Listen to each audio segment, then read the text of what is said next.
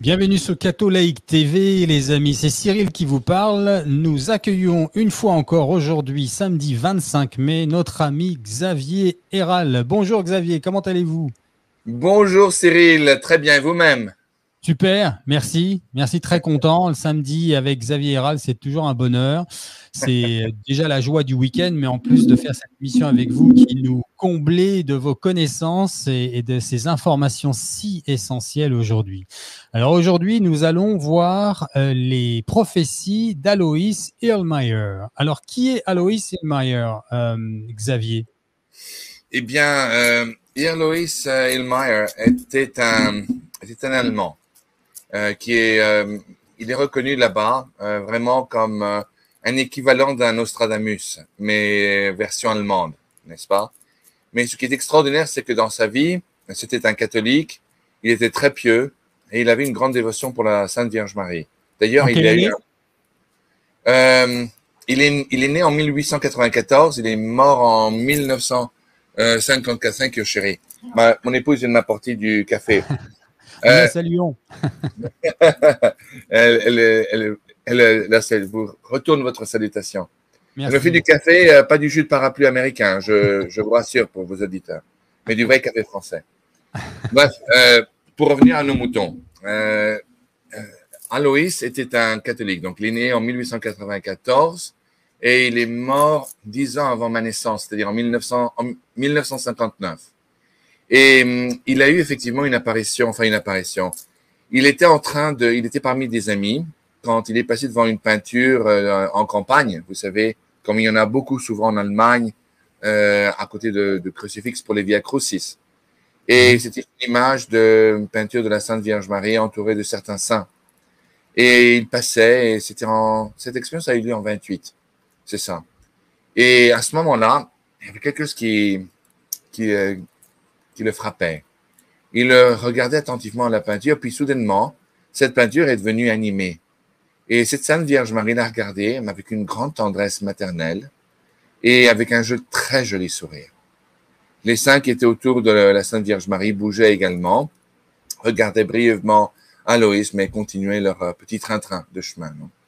Mais c'était très curieux. Cela avait énormément frappé Aloïs, qui avait commencé véritablement à avoir des expériences, on va dire, surnaturelles. Il faut faire attention à ce qu'on dit de nos jours, en vue des derniers documents qui proviennent du Saint-Siège, n'est-ce pas? Mais je ne vais pas en faire casse aujourd'hui, ni d'ailleurs jamais, en ce qui concerne ces derniers documents ayant trait au nouveau protocole pour la reconnaissance des lieux d'apparition. Et Ok. donc, Aloïs, effectivement, a eu cette première expérience surnaturelle avec cette vision qu'il a eue de la Vierge Marie. C'était un Allemand, comme je vous disais, qui toujours a été élevé dans un milieu très catholique. Et lors de la Première Guerre mondiale, il fut, comme d'innombrables d'autres Allemands, mobilisé pour joindre l'armée allemande sur le front de l'Est contre l'armée du tsar, n'est-ce pas? Une guerre d'ailleurs que, je vous rappelle, les Allemands ont gagné. Et enfin, après la fin de la Première Guerre mondiale, Alois est revenu à une vie de civile et à une vie extrêmement pieuse, toujours basée sur les messes, sur les chapelets, etc. Et il a vécu une vie extrêmement simple. Il gagnait sa vie principalement pendant de nombreuses années en étant, je crois qu'on dit euh, pusatier, si je ne me trompe. C'est-à-dire que Ah, oui. la fonction de son travail était de trouver pour les personnes qui employaient ces services à trouver des sources d'eau D'accord. ou des rivières souterraines afin de permettre la création de plusieurs pluies en Allemagne. Ce qui explique Et pourquoi on voit beaucoup de photos d'Alois Selmayer sur Internet avec son appareil qu'il utilisait pour trouver les sources d'eau, en effet. absolument, plus qu'un appareil, c'était deux tiges de métal qu'il pliait pour faire en sorte qu'il puisse sentir les vibrations Oui. des courants d'eau qui sentaient souterrainement à travers ce système. C'est connu depuis belle lurette. Mhm. On fait ça en France aussi depuis des siècles. Alors, avant d'aller plus loin, j'aurais dû faire ça en préambule, mais je vais le faire maintenant, il n'est pas trop tard. Je rappelle à nos éditeurs, mais surtout pour les nouveaux arrivants, il y en a sûrement, que Xavier Héral est donc un expert en apparition mariale et en prophétie des derniers temps. Xavier Héral a écrit plusieurs ouvrages que vous trouverez dans la description de la vidéo, juste en dessous. Et il y en a un, on va lui demander où ça en est, comme on le fait à chaque fois, qui est en cours de traduction. C'est le dernier qui s'appelle pas Prophétie. C'est comment déjà le nom du dernier? Puisque moi, je Ça s'appelle connais. Révélation, qui est en train, Révélation, ok. qui est en processus en ce moment d'être traduit en français. Très bien. N'est-ce pas? Alors, vous aurez le lien des ouvrages antérieurs qu'il a écrits et je vous invite à aller voir les autres vidéos, les enregistrements très riches en enseignements que nous avons fait avec Xavier, notamment concernant les refuges, concernant Marie-Julie Jaini et le question-réponse qui était la semaine dernière, qui aura un numéro bis dans 3 semaines. D'ailleurs, la semaine prochaine, nous ferons donc un spécial Grand Monarque. Et la semaine d'après, donc, le deuxième question-réponse qui attend déjà une longue liste de questions des 4 coins du monde et qui apporte beaucoup de confort aux personnes qui se posent des questions sur comment faire avant et après l'avertissement. Donc, je vous invite à aller voir ces vidéos. Et pour ce qui est des ouvrages de Xavier, vous avez les informations sous la vidéo. Et on va aussi, puisqu'il n'est pas trop tard, commencer avec une petite prière ensemble. Et Xavier, comme à l'habitude, nous accompagnera et nous emmènera dans une prière en latin. Je ne sais pas le faire, moi. Et je suis très heureux qu'il le fasse pour nous en fin d'émission. Ça vous va, Xavier? Absolument. Eh bien, on va prier au nom du Père, du Fils et du Saint-Esprit. Amen. Notre Père qui es aux cieux, que votre nom soit sanctifié, que votre règne vienne, que votre volonté soit faite sur la terre comme au ciel. Donnez-nous aujourd'hui notre pain de ce jour et pardonnez-nous nos offenses, comme nous pardonnons aussi à ceux qui nous ont offensés. Et ne nous laissez pas succomber à la tentation, mais délivrez-nous du mal. Amen. Amen. Je vous salue Marie, pleine de grâce, le Seigneur est avec vous. Vous êtes bénie entre toutes les femmes, et Jésus, le fruit de vos entrailles, est béni. Sainte Marie, Mère de Dieu, priez pour nous pauvres pécheurs, maintenant et à l'heure de notre mort. Amen. Gloire soit au Père, au Fils et au Saint-Esprit. Comme il était au commencement, maintenant et toujours, et dans les siècles des siècles. Amen. Amen. Au nom du Père, du Fils et du Saint-Esprit. Amen. Donc, Aloïs Allmayer, il est dans la fin du 19e siècle et il est un paysan. Donc, vous dites, c'est son travail. Et Oui. il est catholique pratiquant et il tombe devant cette image qui le bouleverse et qui va avoir une répercussion sur la suite des événements que vous allez nous expliquer maintenant. Tout à fait. Vous savez, avant de procéder de l'avant, dans les lectures et les études, brèves études que j'ai faites concernant sa vie, il y a beaucoup de choses qui m'ont surpris, entre autres le fait qu'il a beaucoup de choses en commun avec Marie-Julie Jaini en France. Mais à un degré moindre quand même. Ces expériences n'ont pas duré de loin aussi longtemps que celles de Marie-Julie Jaini. Mais bien que beaucoup et de grands nombres de ces prophéties ont trait au monde, y compris au Nouveau Monde aux États-Unis, ce qui n'était pas le cas pour Marie-Julie Jaini, beaucoup de ces prophéties orbitent autour du bien-être et de l'avenir de l'Allemagne, ce qui est parfaitement normal. Non? Mhm. Enfin, pour en revenir à ce que nous disions tout à l'heure, donc, pour lui, pendant qu'il était allé sur le front russe en 1917, il a failli en mourir de son service militaire. Et vraiment, c'est à partir lors d'un choc ou lorsqu'il avait été emmené à l'infirmerie, où il avait effectivement été à 2 doigts de la mort, que soudainement, ces dons supernaturels ont commencé à se développer. Vous savez, parfois, il faut un grand choc pour que ce genre de choses ouvre la porte à quelque chose de nouveau. Mm-hmm. Cela a été le cas pour Alois Meyer. Sur ce, il commençait d'ores et déjà à avoir des visions qu'il ne comprenait pas d'ailleurs. Rappelez-vous, en 1917, c'était vraiment le début du XXe siècle. La technologie de l'époque était extrêmement limitée. Les hommes commençaient à peine à voler et à utiliser leur premier engin de vol dans cette première guerre mondiale qui était en fait une atrocité, une véritable boucherie. Donc, à partir de ce moment-là, les choses commençaient à se développer. Il commençait à avoir des visions qu'il ne comprenait pas. Il en était lui-même un peu étourdi. Il ne savait pas comment interpréter certaines choses. Et après la fin de la Première Guerre mondiale, comme je disais tout à l'heure, il a commencé une vie un peu plus ordonnée, une vie d'adulte. Il commençait donc à être puisatier. C'était un homme de la campagne qui aimait profondément son pays, l'Allemagne, et surtout son Église. À l'arrivée de Adolf Hitler, il a tout de suite pris un parti qui était profondément opposé à l'idéologie nazie, non? Mais qui malheureusement avait séduit l'immense majorité du peuple allemand. Donc il avait décidé, comme d'autres Allemands, de rester sur la réserve, de parler le moins possible et surtout d'essayer de s'éviter de ne pas faire de vagues. Mais il ne voulait certainement pas entrer dans la Wehrmacht et encore moins lorsqu'on lui avait proposé d'entrer dans la Waffen-SS ou dans la Wehrmacht. Évidemment, il a réussi toujours à se faufiler. Entre-temps, la guerre avait commencé et les bombardements en Allemagne, au fur et à mesure que la guerre se développait, commençaient à s'augmenter. Commençons par la Royal Air Force, qui commençait à bombarder dès le début de la guerre quelques villes en Allemagne du Nord. Puis, dès l'arrivée des Américains sur les îles britanniques, là, les bombardements commençaient vraiment à se faire sentir. La nuit, c'était la Royal Air Force et pendant la journée, c'était la United States Air Force. C'est-à-dire, ils se relayaient, les bombardements se faisaient légion. Et le nombre de victimes, non seulement en Allemagne, mais aussi en France, moi je suis de la Normandie, je peux vous dire qu'il y a eu d'immenses quantités de victimes civiles dans tous les pays où les Alliés ont bombardé.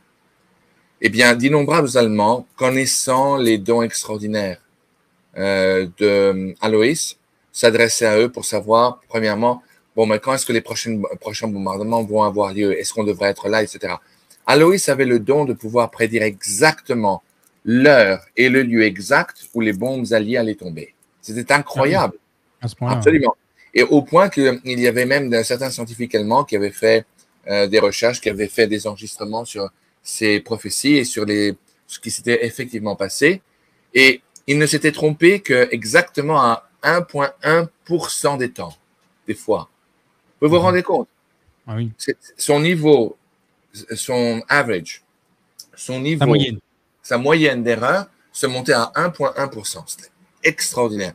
Au point qu'à la fin, le brave Alois était devenu extrêmement connu dans sa région. Et les gens veulent s'approcher à lui, non seulement pour lui demander s'il pouvait rester là ou s'il ne pouvait pas rester là, mais ils s'approchaient à lui pour lui demander, bon, ben oui, mon fils, est-ce que vous savez si mon fils est toujours vivant? Reviendra-t-il? Mon mari, mon père, etc., etc. Les gens venaient à lui et lui prenait pitié de ces braves gens. Je dis braves gens parce que il ne faut pas généraliser. Tous les Allemands, même ceux qui avaient des membres de leur famille dans la Wehrmacht, n'étaient pas de mauvais bougres, n'est-ce pas? Ils étaient parfois forcés, ils étaient forcés dans une mobilisation générale, et il y avait d'innombrables Allemands qui n'étaient pas du tout d'accord avec l'idéologie nazie. Xavier, avant d'aller plus loin, je veux jouer un peu l'avocat du diable là, mais les dons d'Alois Ollmayr ont-ils été révélés par le Seigneur ou la Vierge Marie comme venant de Dieu? Ou parce qu'on pourrait se poser la question en se disant, mais oui, il était peut-être médium, il a peut-être joué un peu avec les esprits, et donc il a eu des révélations. Le malin sait faire ça aussi. Oui, absolument. Mais non, il n'a pas eu une apparition de la Vierge Marie, du moins que je sache. Je sais que la seule manifestation du ciel qu'il a eue, c'était avec cette image de la Vierge Marie qu'il a regardée, qui lui a souri. Lui-même donnait pour crédit ses expériences, du moins que je sache. Peut-être que vous avez une autre source d'information.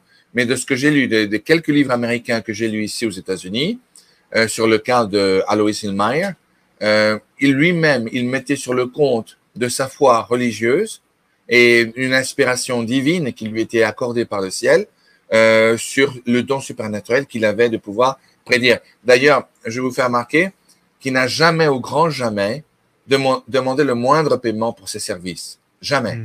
Okay. Et alors qu'en 47, même, on l'a traduit en justice parce que les autorités locales en Bavière pensaient que tout ça, c'était très, très louche et ça semblait être une question de sorcellerie. Enfin, ça semblait vraiment être très, très bizarre, très, très curieux. Les propres...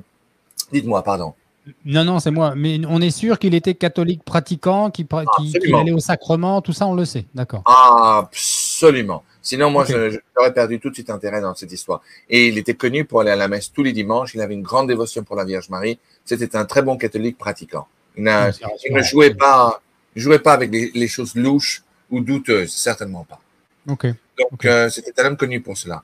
Cependant, il avait été traduit en justice après la guerre pour des suspicions d'activités lucifériennes et pour activités de sorcellerie. Et il en a été relaxé, car la preuve a été faite par A plus B qu'effectivement, il ne touchait pas à toutes ces médiocrités. Pour revenir donc au cas pendant la guerre, il donnait des informations donc aux membres des familles qui s'approchaient à lui en leur disant où était leur famille. Souvent, il donnait de mauvaises nouvelles, n'est-ce pas? Mais ce qui était extraordinaire, c'est qu'il faisait tout ce qu'il pouvait pour rendre l'hécatombe qui tombait sur l'Allemagne à cause de Adolf Hitler et à cause des conséquences des activités qu'il avait entreprises en Europe. Il était obligé d'essayer de soulager le peuple allemand qui était tombé sous le piège d'être tombé séduit aux promesses de cet individu. Donc, une fois que la guerre était terminée, l'Allemagne était ravagée, n'est-ce pas? Mais Alois Hillmayr a donné espérance incroyablement à son entourage en leur disant, écoutez, gardez le menton haut, car l'Allemagne va se remettre sur ses pieds. Et non seulement elle va se remettre sur ses pieds, elle viendra amener l'Europe et à surpasser toutes les nations européennes économiquement et même politiquement. Son influence s'étendra sur toutes les nations d'Europe sans pour autant avoir utilisé le moindre fusil. Et effectivement, cela s'est passé. Enfin, à partir jusqu'à après le général de Gaulle, car jusqu'aux années 60, à la fin des années 60, la France, effectivement, était la tête de l'Union européenne, de l'Europe. Le reste, c'était, comme disait le général de Gaulle, c'était simplement les légumes. La France et l'Allemagne, c'était l'Europe, le reste, c'était les légumes. Cela étant, après la mort du général de Gaulle, évidemment, la France tombait petit à petit en déclin, alors que l'Allemagne continue à monter. Jusqu'à son zénith, où effectivement, aujourd'hui, l'Allemagne est la première puissance européenne. Mais tout cela avait été prévu par Alois Hillmayr à une époque, juste après la Seconde Guerre mondiale, où cela semblait très improbable. L'Allemagne était rasée. Il y avait certains paysages de l'Allemagne où vous auriez juré que c'était la Lune, n'est-ce pas? Donc, cependant, en dépit du fait que cela semblait très improbable et irréaliste, Alois donnait de l'espérance à d'innombrables Allemands. Et effectivement, il avait même vu des visions qu'il n'avait pas compris tout de suite, mais que quelques années plus tard, il avait comprises, comme entre autres l'invention de téléphones portables. Il avait également annoncé l'invention des cartes de crédit, entre autres, n'est-ce pas, d'une forme de paiement qui n'aurait pas trait à des échanges de liquide, d'argent liquide. Non. Il avait annoncé qu'il y aurait d'immenses euphories économiques et industrielles en Allemagne, comme jamais il n'en aura été vu dans ce pays ni ailleurs en Europe. Il aura incroyablement vu à une époque où cela n'était pas encore même supposé être censé. Il avait eu des visions d'immenses hordes d'étrangers venir en Allemagne en provenance du Moyen-Orient et du sud de la Méditerranée. Mais c'est le cas aujourd'hui. Naturellement. Aujourd'hui, en Allemagne, on voit surtout beaucoup de Turcs. Pour l'Allemagne, les Turcs, ce sont nos Algériens en France.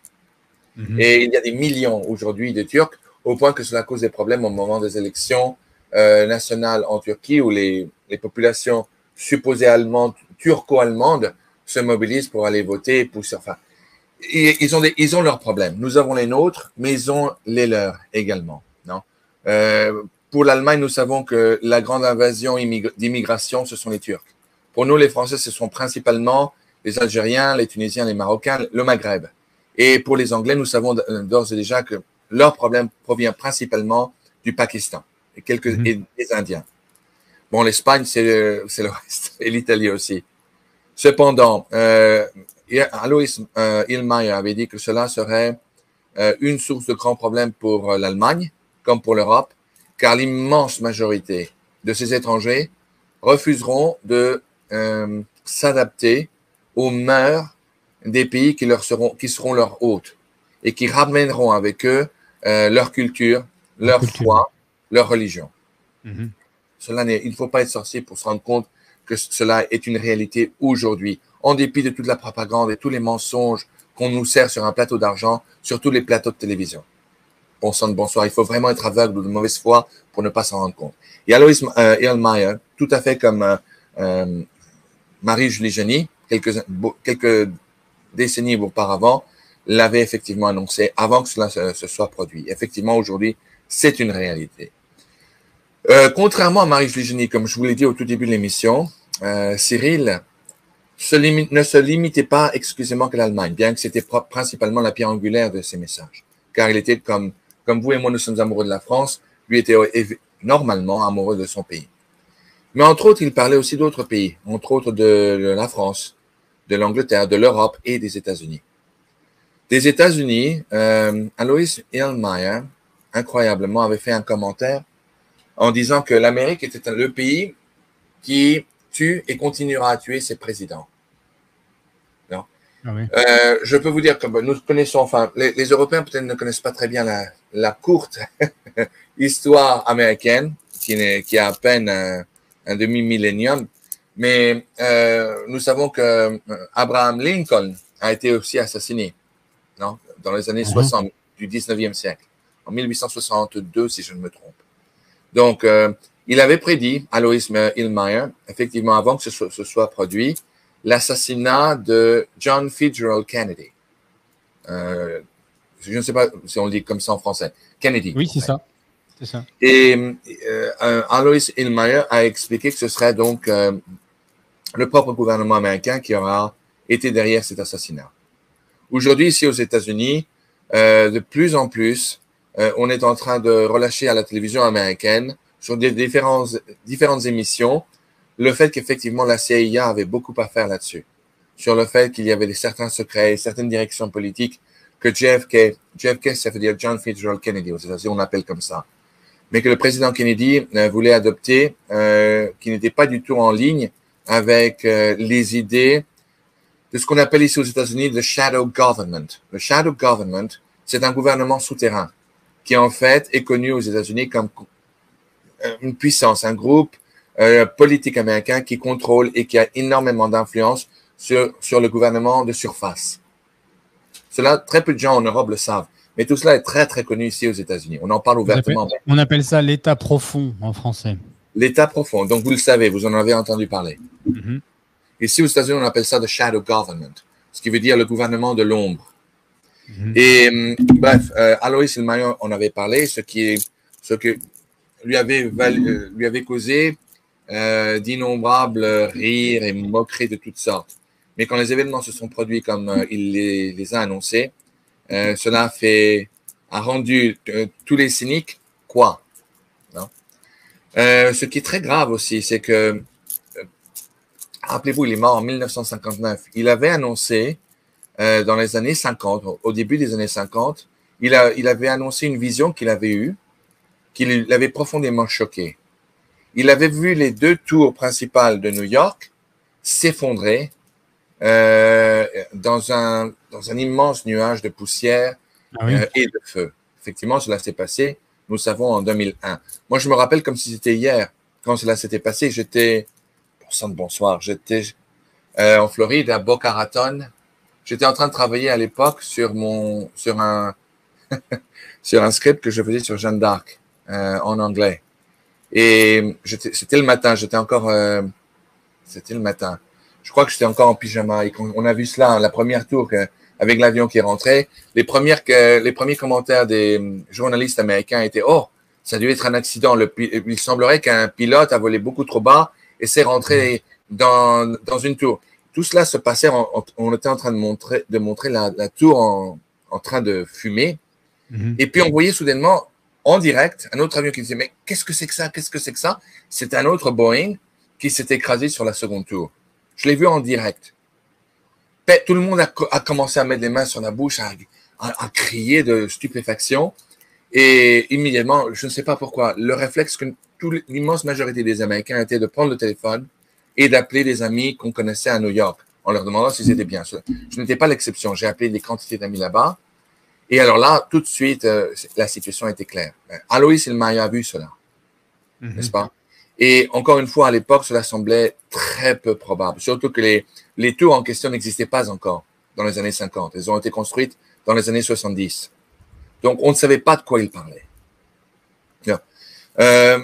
De plus, concernant l'Amérique, Alois avait discuté des interventions et de la position américaine, de la politique adoptée par ce grand pays qui essayait de créer un type de Pax Romana, mais Pax Americana, de créer un empire mondial sur la base d'une fondation d'un empire romain, mais un empire américano-anglo-saxon.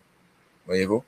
Et il avait expliqué que le jour viendrait où les États-Unis interviendraient dans de différentes petites confrontations militaires dont l'immense majorité des cas, ils y perdraient et ne gagneraient pas du tout les conflits.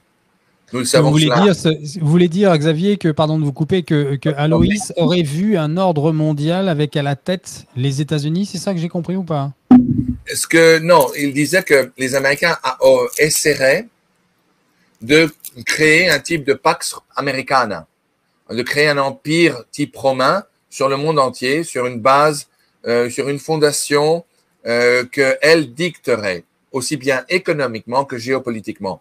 Et que, en conséquence, les États-Unis s'engageraient dans différents conflits géopolitiques et militaires, dont pour la plupart ils perdraient. Ce qui a été le cas les 40 dernières années, donc. Oui, pour commencer, la situation Bay of Pigs à Cuba, où ils ont perdu lamentablement et ils ne sont pas venus à l'aide des résistants cubains qui ont débarqué là-bas. Ils ont perdu lamentablement la guerre de Cuba. Ils ont perdu lamentablement la guerre en Somalie. Ils ont perdu lamentablement la guerre au Vietnam.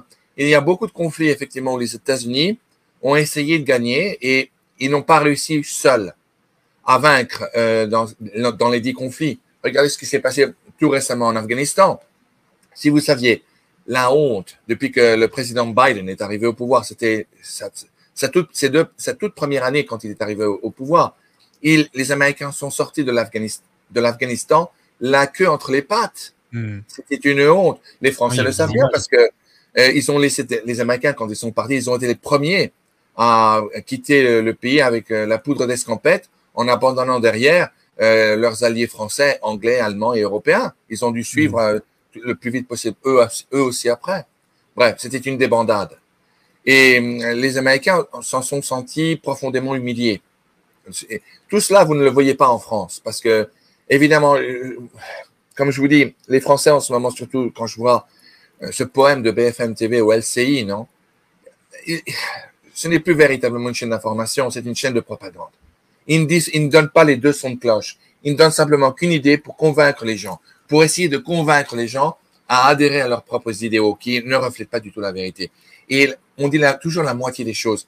Aux États-Unis, pour le moins ici, j'ai la chance d'entendre les deux sons de cloche, aussi bien la version américaine, en complémentation à celle de la France. Bref. Alois Ilmaia avait prédit tout cela, à une époque, encore une fois, où cela ne faisait aucun sens. Mais cependant, avec beaucoup de courage et sans avoir froid aux yeux, il annonçait toutes ces visions que lui-même parfois avait du mal à interpréter. De plus, lorsqu'il voyait toutes ces quantités, il voyait tout cela comme un film, d'après sa propre description. C'était comme un film au cinéma. Il voyait des quantités d'étrangers, beaucoup d'Arabes, beaucoup de Turcs arriver en Allemagne, beaucoup d'Arabes et de Subsahariens provenir et débarquer sur les plages européennes. Puis à un moment donné, toujours de façon chronologique, encore une fois, contrairement aux apparitions et aux prophéties de Marie-Julie Janis, il mettait de l'ordre. Donc, la prochaine chose qu'il avait annoncée, ce fut que il y aurait de grandes tensions en Europe de l'Est et qu'il y aurait effectivement une troisième guerre mondiale qui commencerait, mais non pas à partir de l'Europe de l'Est, c'est-à-dire l'Ukraine, mais d'une guerre qui commencerait et qui mettrait le feu aux poudres depuis le Moyen-Orient. Aujourd'hui, cela fait beaucoup de sens. Il a également eu plusieurs visions de deux grandes flottes qui se faisaient face en Méditerranée et qu'il y aurait une grande bataille navale. Il n'a pas dit lequel des deux flottes en sortirait gagnante, mais il a vu effectivement une guerre qui serait absolument effroyable. Une guerre qui commencerait sur les mers et qui se propagerait après sur le Moyen-Orient, et que de là, cela mènerait à une chaîne à réaction qui mèneront la Russie, ses alliés, contre l'Israël et ses alliés au Moyen-Orient, et de là, ça se propagera en Europe. À ce moment-là, Alois Hillmeyer a également expliqué que du côté de l'Europe, à cause des immigrants, à cause de situations politiques internes, de nombreuses nations européennes, dont l'Allemagne, seraient sujets à de grands maux révolutionnaires. Et que cela causerait un désordre épouvantable, et que pendant que la guerre au Moyen-Orient se développera et que la confrontation entre les deux forces navales en Méditerranée aura lieu, les révolutions commenceront en Europe continentale, dans le continent européen, et qu'effectivement, entre autres, ce seront les propres Parisiens ou les habitants de Paris ou de la Couronne qui mettront entre autres feu à Paris. Et en Allemagne, il y aura également des révolutions, des manifestations de toutes sortes violentes, aussi bien qu'en Angleterre, dans les pays principaux européens.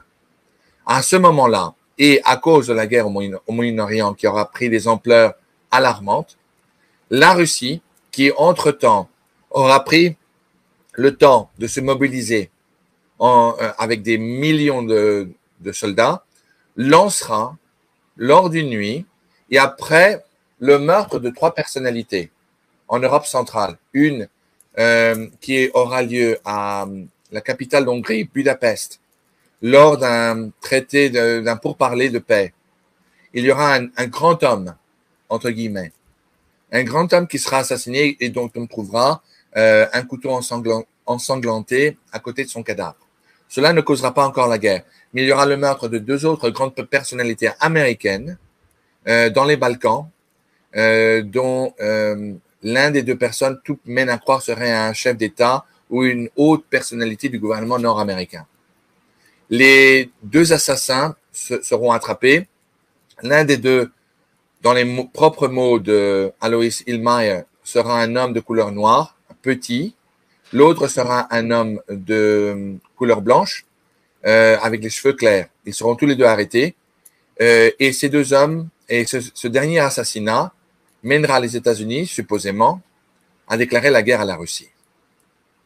Sur ce, la Russie n'attendra pas la réponse américaine ou la suite américaine qui suivra ces déclarations du Congrès américain, car il n'y a que le Congrès américain qui est aujourd'hui, qui a le pouvoir de déclarer la guerre à une autre nation. Elle n'attendra pas la suite de cette déclaration pour se lancer dans dans un blitzkrieg, une guerre éclair dans le continent européen, alors que la guerre aura déjà se sera déjà déclarée de tous ses feux au Moyen-Orient. À ce moment-là, la guerre éclair, le blitzkrieg russe commencera avec une nouvelle armée qui aura déjà été mobilisée avec plusieurs millions de soldats. Entre parenthèses, ici aux États-Unis, il y a eu une émission récemment qui démontrait clairement que si la Russie aujourd'hui venait à faire une mobilisation générale, elle serait en mesure de le faire en moins d'1 mois et de mobiliser entre 9 à 13 millions de troupes. Oui, quand même. 9 à 13 millions de troupes, c'est le moins qu'on puisse dire. C'est équivalent à la Wehrmacht en 1942-43, à son épopée, à son zénith. Non, c'est une armée colossale. Et aujourd'hui, rappelez-vous qu'aujourd'hui, sur la guerre en Ukraine, les Russes n'emploient pas plus de, si vous considérez toutes les troupes qui sont derrière la frontière russo-ukrainienne avec celles qui sont en Ukraine conquise, on s'approche environ à 700 000 soldats. Non, les Russes n'y mettent pas la gomme, comme on dit vulgairement en France, dans cette campagne russe. Et ce n'est pas une guerre seulement contre l'Ukraine, c'est pas une armée d'incompétents ou d'incapables.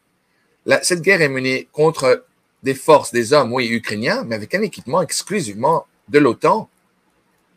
Vous savez, la raison pour laquelle il n'avance pas, c'est parce que c'est un bras de fer entre toute la technologie militaire russe et toute la technologie militaire de l'OTAN.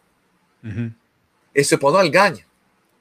Elle a gagné ici aux États-Unis. On a montré sur Fox News et sur CNN le fait qu'en moins de 2 semaines, les Russes ont gagné en question de territoire, plus de territoire en kilomètres carrés. Ils ont gagné environ 291 kilomètres carrés en 2 semaines, ce qui constitue plus que tout le territoire que les Ukrainiens ont gagné pendant leurs quelques mois de contre-offensive l'année dernière. Ils ont fait ça en 2 semaines. Donc, tout cela, quand on additionne 2 et 2, on arrive malheureusement à la conclusion que ça arrive à 4. Et en ce qui concerne les prophéties de Maya, Iermia, ce monsieur, ce prophète allemand, donc, a donc annoncé qu'il y aurait effectivement cette guerre qui commencerait tout de suite après la déclaration de guerre des États-Unis et pendant qu'il y aura de terribles situations internes à l'intérieur des pays principaux de l'Union européenne. Entre-temps, pendant qu'il avait toutes ces visions, comme je vous l'ai dit tout à l'heure, c'était en 1947, 12 ans avant sa mort, Monsieur Alois Iermia avait été poursuivi en justice, justement pour suspicion de sorcellerie. À un moment donné, le juge en question, qui était très amer contre lui et qui vraiment était monté contre ce qu'il considérait être des histoires de satanisme et de sorciers, de je ne sais quoi, lui avait demandé une fois pour toutes, Alois Iermia déclarait être un catholique pratiquant et de bonne mesure, mais le juge lui avait demandé, écoutez, si c'est le cas, prouvez-nous vraiment que le ciel vous a donné le don de divination et de vision. Et sur ce, Alois Iermia a dit au juge d'instruction, écoutez, votre honneur, c'est très simple, je vais vous le prouver et posez-moi une question quelconque. Et le juge lui dit, écoutez, c'est très simple, dites-moi ce que vous voyez en ce moment ma femme faire. Où est ma femme? Que fait-elle en ce moment? Mon épouse. J'ose pas imaginer la réponse. La réponse ne s'est pas fait attendre, cher Cyril. Et elle lui a dit, écoutez, votre épouse en ce moment, après un moment de réflexion, lui a répondu, votre épouse porte en ce moment une robe rouge. Elle est en train de prendre le thé chez vous avec un étrange autre, avec une étrange personne, un autre homme, chez vous. Immédiatement, le juge d'instruction allemand est venu à changer de teint, un teint pourpre, et a fait envoyer un policier chez lui pour voir ce qui se passait. Et effectivement, le policier est très, très gêné. Il dit, écoutez, votre honneur, je suis désolé de vous informer qu'effectivement, votre épouse ne voulait pas me laisser rentrer, mais que lorsque j'ai dit que je suis venu ici sur vos instructions, je forçais de constater qu'il y avait effectivement un monsieur très élégamment vêtu qui était en train de boire le thé avec votre épouse. À ce moment-là, le juge d'instruction a cessé l'entrevue avec a cessé pour le moment temporairement le jugement. Il est allé demander des explications à son épouse, qui a fait des efforts pour lui expliquer. Enfin, elle a été prise la main dans le sac, pour le dire carrément. Et le lendemain matin, non, pas tout à fait, parce qu'il aurait pu poser la question 1 heure plus tard et ça aurait pu être pire. Cyril, écoutez, c'est pas une plaisanterie. Non, mais il y avait peut-être des petits gâteaux qui allaient venir après le thé, j'en sais rien. Pas de commentaire de mon côté, mais je suis certain qu'on se comprend et vos téléspectateurs aussi. En tout cas, j'allais dire que heureusement qu'il y a eu cet épisode, puisque ça nous permet justement d'avoir des preuves donc de ses capacités à voir. Tout à fait. Mais Iermia était un homme qui toujours disait qu'il était un fils de l'Église, bon catholique, pratiquant, et qu'il était fervent, admirateur et fils adoptif de la Vierge Marie. Donc, il n'y avait rien de louche, rien de satanique, rien de luciférien, au contraire. C'est un homme qui était profondément amoureux de l'Église catholique, de sa paroisse et de sa foi. Donc là, tout de suite, Le juge a compris, il a parfaitement compris que c'était un don extraordinaire, hors de commun, qu'il n'y avait pas la moindre malice. Il fut relaxé sur le champ. Donc, entre-temps, Erlmeyer a commencé à prendre de plus en plus de notoriété. Beaucoup de gens frappaient à sa porte pour lui demander de l'aide. Et encore une fois, il est important de noter qu'il ne demanda jamais un centime pour les services qu'on lui demandait. Donc, sur ce, il annonça le début de la Troisième Guerre mondiale, qui, il expliqua, commencerait principalement à travers des activités militaires au Moyen-Orient et par l'assassinat de 3 grandes personnalités qui commenceraient tout d'abord à Budapest et qui termineraient dans les pays Balkans. Déclaration de guerre du Congrès américain contre la Russie et immédiatement une guerre éclair russe sur le continent européen. La ville dorée, qui est entre parenthèses Prague est connue comme étant la ville dorée, serait totalement pulvérisée, en accord aux prophéties de Erlmeyer. Et que de là, la Russie commencera sa campagne en lançant ses divisions blindées sur le continent européen, au point que le jour arriverait où il y aurait même jusqu'à 20 divisions russes en Allemagne. Cela nous donne une idée claire de la quantité des forces armées russes, at least, au moins dans ce pays. C'est la carte qu'on a à l'écran, là, ou pas? Oui.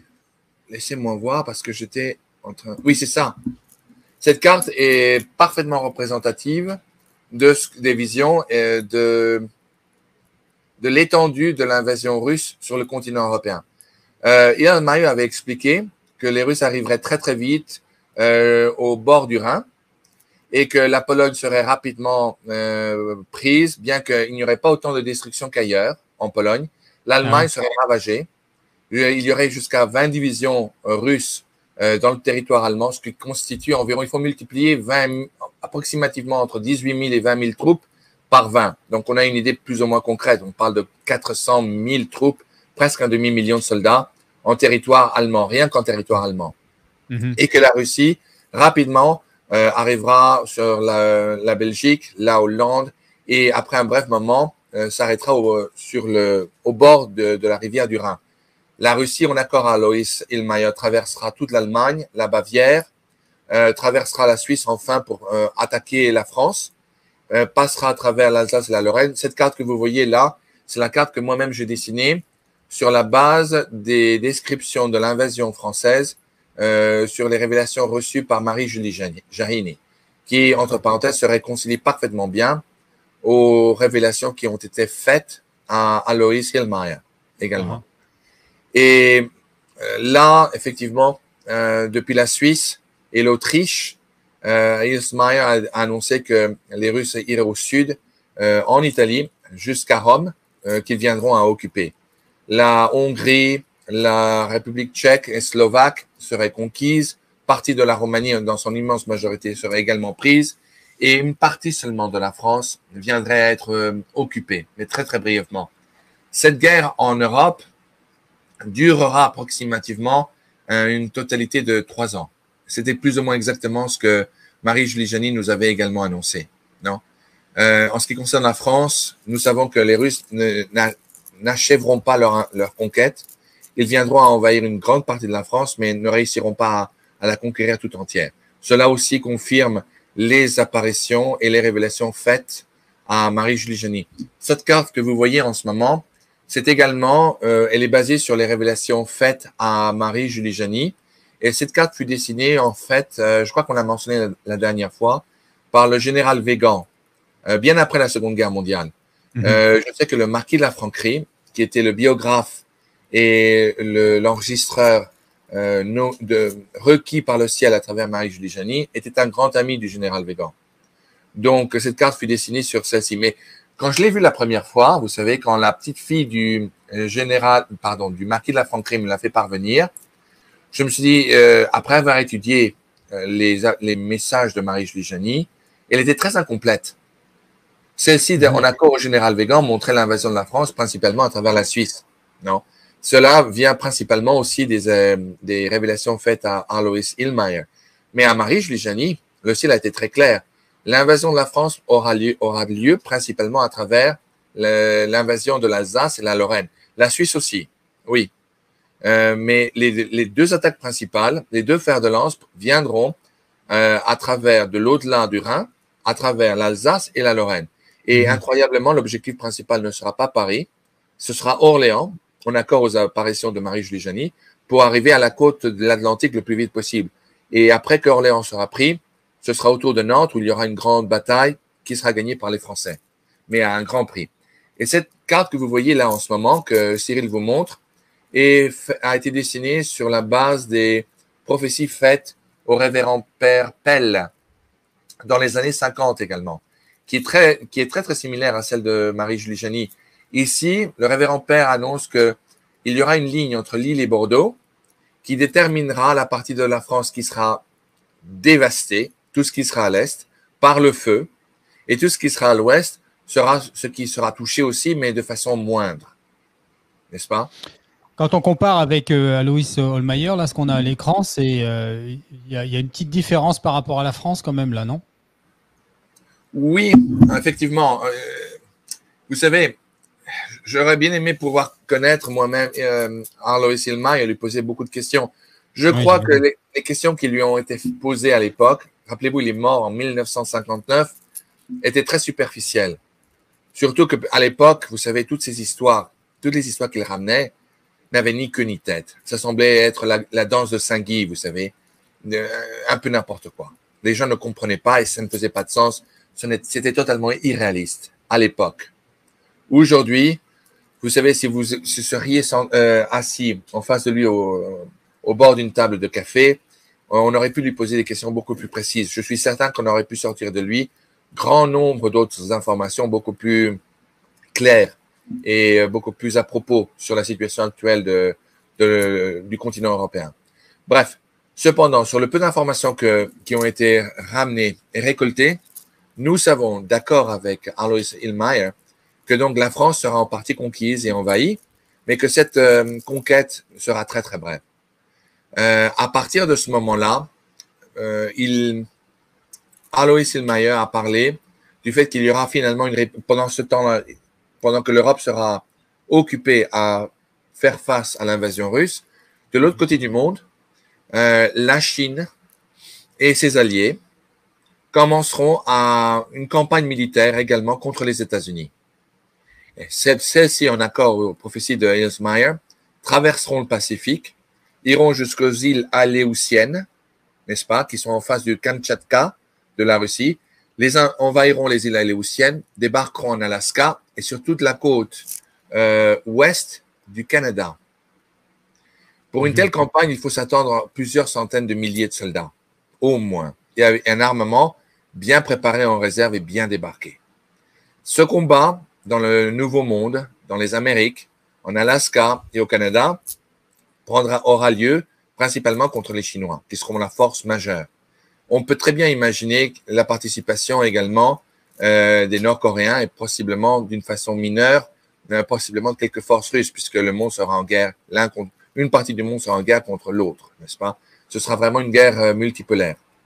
Et effectivement, j'en ai parlé il y a quelque temps de cela avec des officiers militaires, des amis que je connais en France et des experts ici aux États-Unis, pour que la Chine et éventuellement ses alliés puissent entrevoir une campagne militaire en Alaska et sur la côte ouest du Canada. Il faut pour cela que leurs arrières soient tout à fait couvertes. Cela veut dire que la Corée du Sud et le Japon, qui sont principalement les deux pierres angulaires des positions alliées sur le continent asiatique, soient maîtrisés ou ravagés. Donc, il faut s'attendre effectivement à une attaque de grande ampleur sur le Japon et évidemment sur la Corée du Sud. La Corée du Sud est armée jusqu'aux dents, mais n'ont pas de... Les Américains, je crois, ont quelques missiles nucléaires à travers des sous-marins qu'ils postent là-bas et avec un toujours en mer. Mais il faut s'attendre à que quelque chose se passe là-bas. Et en plus, avec la Corée du Nord qui chaque année fait de plus en plus d'exercices militaires, je crois qu'il n'est pas irréaliste de s'attendre à qu'il y ait un conflit armé, aussi bien au Japon qu'en Corée du Sud, qui sont les deux principales bases anglo-saxonnes du continent asiatique. Bah, Conchita avait bien dit que la Vierge Marie avait prévenu qu'il y aurait le communisme qui reviendrait partout dans le monde. D'ailleurs, à ce sujet, est-ce que Alois Holmeyer fait allusion à l'illumination des consciences ou plutôt l'avertissement? Non. Par contre, ce à quoi il fait référence, c'est les 3 jours de ténèbres. Et j'y viens. Ok. Oui. Mais que je sache, il n'a pas parlé de l'illumination de conscience ou de l'avertissement. Mais donc, sur ce, il voyait donc cette campagne sur les deux différents hémisphères du monde avoir lieu, et les États-Unis étant tellement occupés à faire face à l'invasion sino-russe sur sa côte ouest, ne sera pas en mesure d'envoyer tout de suite des renforts sur le continent européen.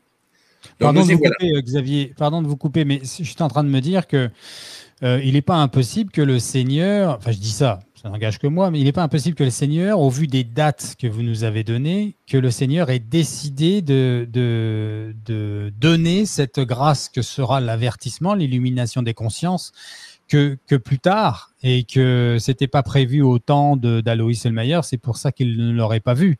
Puisqu'on apprend la réalité de l'avertissement. Est-ce qu'on en parle à Fatima? Je ne sais plus. Je sais que Garabandal, c'est l'ancrage de base. Je ne sais plus si on en parle un peu avant, mais ça peut venir de là. Enfin, je spécule, hein, bien sûr. Non, je sais que Fatima, rien qui a trait à La Salette? l'avertissement. Non, c'était l'Aphrodite. Ah, ok. Marie Stéphanie en a parlé très très peu, mais il y a 2 paragraphes donc, que j'ai écrits dans mon livre où elle fait référence effectivement à un moment où Dieu permettra aux hommes d'être parfaitement en union avec leur conscience pour voir leur conscience comme Dieu la voit lui-même. Ce sera une dernière chance, une preuve de sa miséricorde divine pour l'humanité. Elle en parle dans 2 petits paragraphes en question. Et ils sont dans Et mon donc, livre. et donc, les dates là de Marie-Julie Janéi, elles corroborent plutôt avec Alois Holmeyer. Donc, ce que je viens de dire est pas bon. Il aurait pu le savoir, mais il ne le savait pas. Non, il y avait très peu de gens qui connaissaient, même sur Marie-Julie Jané, et encore moins sur ces 2 petits paragraphes. Il y a certains experts, ou supposés experts, sur Marie-Julie Jané qui aujourd'hui ne savent pas au sujet de ces 2 petits paragraphes où elle fait mention effectivement de ce que nous connaissons aujourd'hui comme étant l'avertissement, non, ou l'illumination des consciences. Le terme illumination de conscience, cela provient du révérend Père Michel, qui a été après repris par une personne qui après a lâché le Père Michel. Mais le nom normal qui est connu, sous lequel cet événement qui va avoir lieu est connu, s'appelle l'avertissement, el aviso en espagnol, the warning in English, non? L'avertissement ou l'illumination des consciences en français. Donc, mais Ilmaï n'en a jamais parlé, que je sache. Donc, sur ce, par contre, il en a parlé. Il a beaucoup parlé des 3 jours de ténèbres. Mais nous y arrivons. Donc, une fois, d'accord toujours avec les prophéties de Ilmaï, cette guerre aura lieu et les Russes se retrouveront dans une situation de supériorité sur le continent européen. Finalement, les Alliés, ça peut être aussi des Américains, les Anglo-Saxons, la France, les Alliés, se lanceront dans une contre-offensive, mais pas conventionnelle, car ils ne seront pas en mesure de repousser conventionnellement les Russes, du moins pas tout de suite.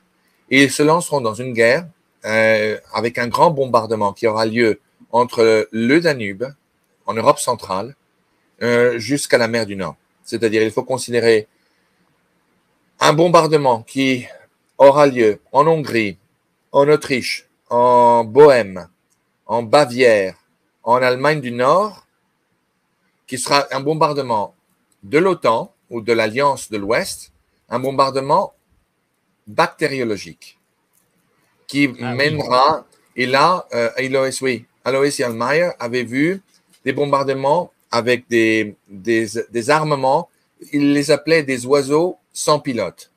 On peut s'attendre, on peut interpréter cela comme étant les drones des temps modernes.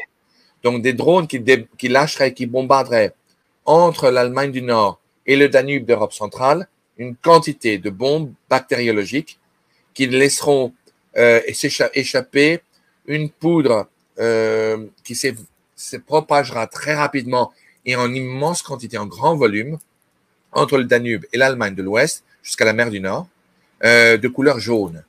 C'est terrible. Et c'est terrible.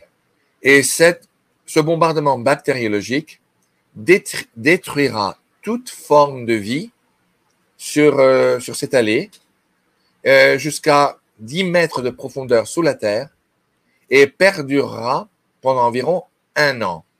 Cela coupera toutes les lignes de ravitaillement au fer de lance russe en Allemagne, au Benelux, en France, en Suisse, en Italie. Et ceux-ci, pris par l'effroi, essaieront de faire demi-tour et n'arriveront pas à sortir jamais plus de l'Europe occidentale, car en essayant de traverser cette allée qui aura été bombardée bactériologiquement par les forces de l'Ouest, en finiront avec ce qui restera de l'armée russe en Europe de l'Ouest. Et non seulement les Russes ne seront pas capables de rebrousser chemin, mais ils ne seront pas capables d'envoyer des renforts non plus à leur fer de lance en Europe de l'Ouest. Donc, ce nuage jaune ou jaunâtre qui existera pendant une année entière entre le Danube et Hambourg, ou l'Allemagne de l'Ouest, perdurera là-bas pendant une année entière. Et les vents de l'Est pousseront tout cela vers la Pologne, vers la Russie. Il y aura d'innombrables victimes de ce bombardement bactériologique. Les Russes, épris de rage, en accord à ce que toujours nous dit Alois Erlmeyer, commenceront par une campagne de revanche. C'est-à-dire que bien ils sauront à l'époque qu'ils ne pourront plus continuer leur campagne d'invasion et de conquête en Europe de l'Ouest, lanceront leurs forces aériennes et sous-marines à l'assaut des villes ouest européennes. En lançant, et Alois Illmayer avait vu un avion, ou une flotte d'avions russes, lâcher sur la mer du Nord une bombe qui est naturellement et de nature nucléaire, qui explosera au-dessus de la mer, du niveau de la mer, sur la mer du Nord, et qui sera effroyable.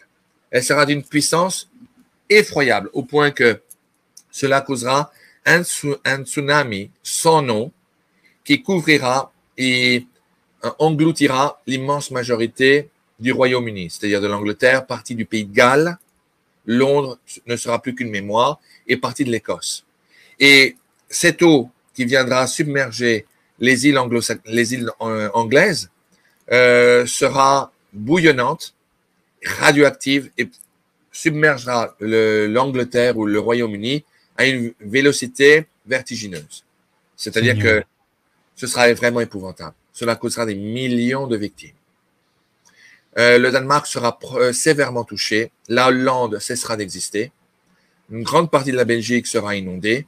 Une grande partie de la Picardie, de ce que nous connaissions comme étant la Picardie, sera également inondée. Et une grande partie de l'Allemagne également. Donc, il y aura d'innombrables victimes de différents pays. À ce moment-là, la Russie continuera à rebrousser chemin. Rome sera libérée. Les forces françaises et de l'Ouest arriveront jusqu'à Rome, réinstaureront un futur pape. Et ce sera à ce moment-là où, en accord à toujours Alois Erlmeyer, ce sera à ce moment-là le moment du dernier châtiment, qui sera les 3 jours de ténèbres. Là, Alois Erlmeyer, tout comme le révérend père, le saint père Padre Pio, qui fut canonisé tout récemment, demanda, et comme Marie Giuliani en particulier, recommanda aux fidèles de ne point regarder dehors le moment venu, de rester cachés à l'intérieur des maisons, devant un autel en prière, et d'allumer un cierge béni, car il n'y aura plus d'autre source d'électricité ni de source de lumière pendant 3 jours, et qu'il faudra rester en prière perpétuellement pendant ces 3 jours, et attendre finalement que ces 3 jours de noirceur disparaissent. Mais que sous aucun prétexte nous devons quitter nos foyers, nous devons ouvrir nos portes, ni regarder sous la fenêtre. Il nous a même recommandé de mettre des rideaux ou de la tape, black tape, de l'adhésif noir sur toutes les fenêtres. Exactement, pour essayer d'éviter de voir ce qui se passe dehors. Car cela coûterait la vie aux âmes qui seraient trop curieuses de voir le châtiment de Dieu tomber sur l'humanité.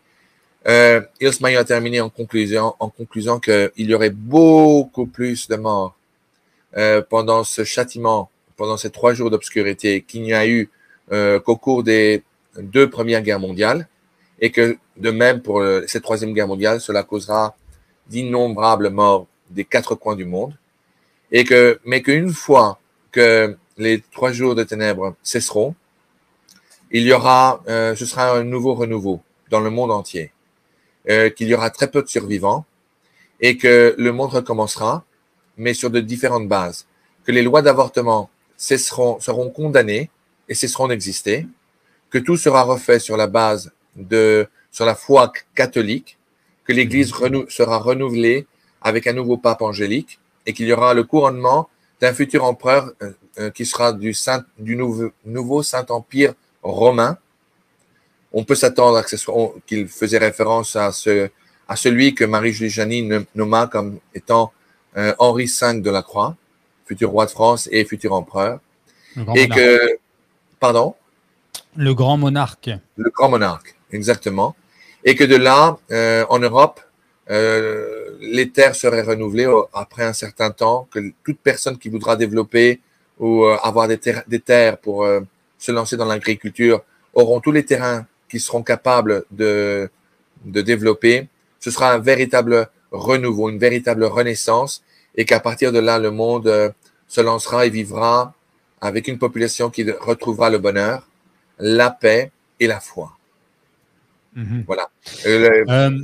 Oui. Petite coupure dans votre explication. J'en profite pour dire à nos auditeurs, parce qu'on me pose souvent la question, alors on répondra aux questions lors du